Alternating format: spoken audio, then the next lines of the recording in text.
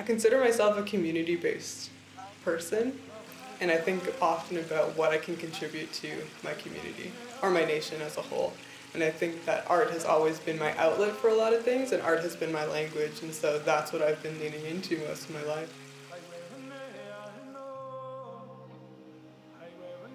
My name is Emma Hassencahl-Perley.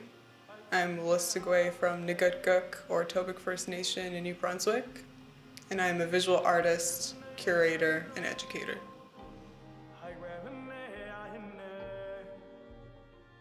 I've been drawing since I was 3 and I just never stopped.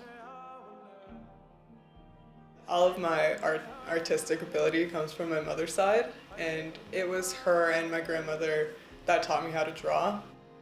As I started drawing more, paper kind of became less interesting, or we didn't have paper on hand, and so I started drawing up on my bedroom walls, and my mom never said that I couldn't or that it's not okay. She just let me go.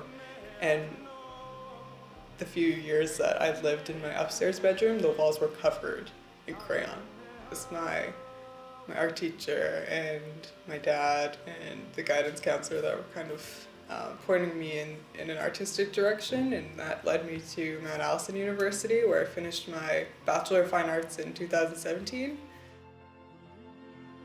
So I've always wanted to be an artist, and I think I'll always be an artist, and I think that's like the first thing I say about myself because that's the most important thing. And then I started curating 2 years ago as part of an internship with the Beaverbrook Art Gallery and the New Brunswick Art Bank collection is a collaboration exhibition for their 50th anniversary. My practice now is mainly painting, and I enjoy large-scale paintings, so I'm doing a lot of murals now, and I think I find more satisfaction in doing large-scale work. I really enjoy the physical labor of doing large-scale work and the sense of accomplishment that I feel on my body at the end of the day. And I'm also beading quite a bit more than I ever have. And I'm trying to marry those things, I think, because the painting informs my beadwork, and the beadwork sometimes is, or most times, is informing my painting. My mom will come in and help me with color blocking and doing touch-ups and line work, and my sister comes to help me as well.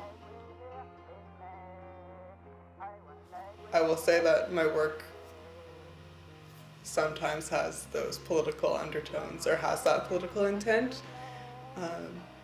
And I think that it's inherently politicized as an Indigenous artist, and because it's Indigenous art and the time that we're in now and the context that we're in, I think that it becomes, politics become attached to it just based on my identity and what the history of my identity is in this country. So the flag behind me is titled White Flag, and it was made in my 2nd or 3rd year drawing course in my undergraduate, and it was part of a bookwork project that we were assigned. And this prophet introduced me to Lord Paul Wolupton's shooting of the Indian Act, and so I had gone over to Indian Affairs office in Amherst, Nova Scotia. They printed one out for me, gave it to me, and I ran it through a shredder when I came back from school.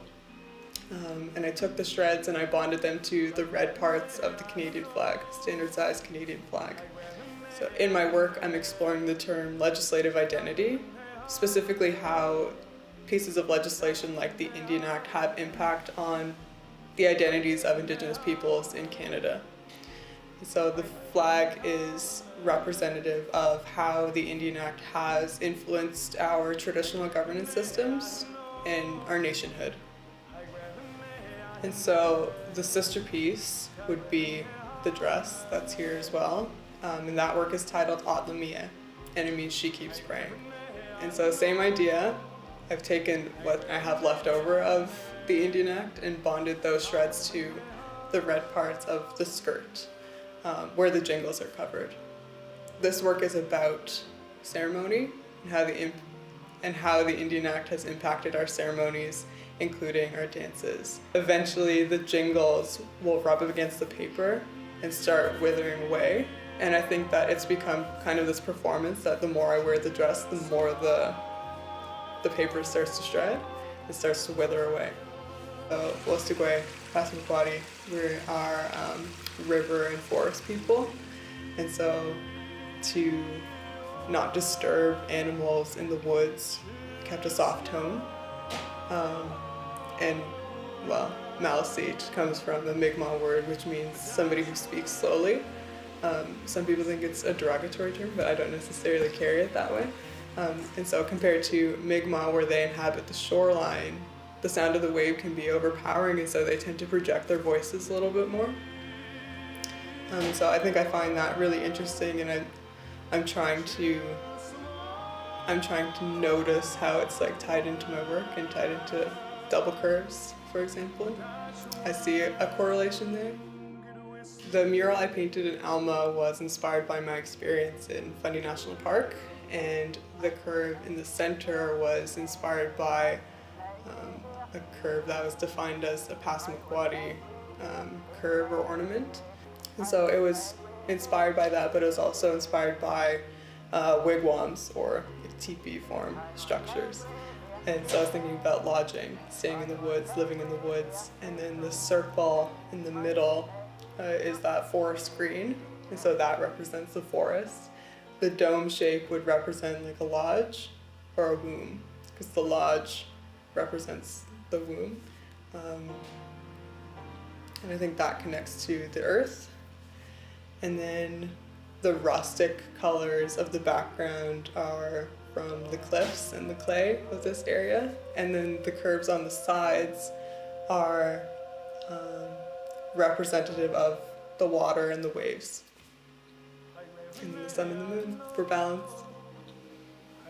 A big part of what I do in my work is like looking for the truth in history.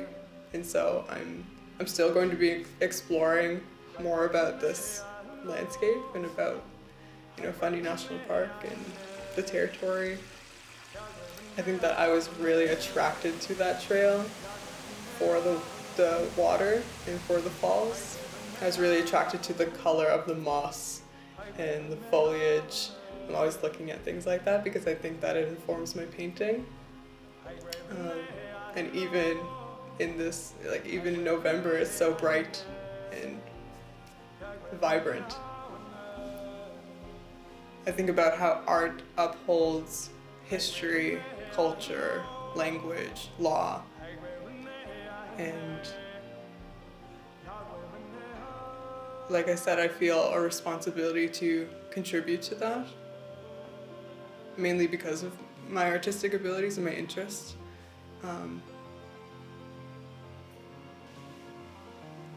I think about the role that art plays, and I think about how it changes the space and how it makes people feel, because I know that people don't always consider it to be like a structural change, especially when we're talking about truth and reconciliation and buying art and like hanging art in the institution.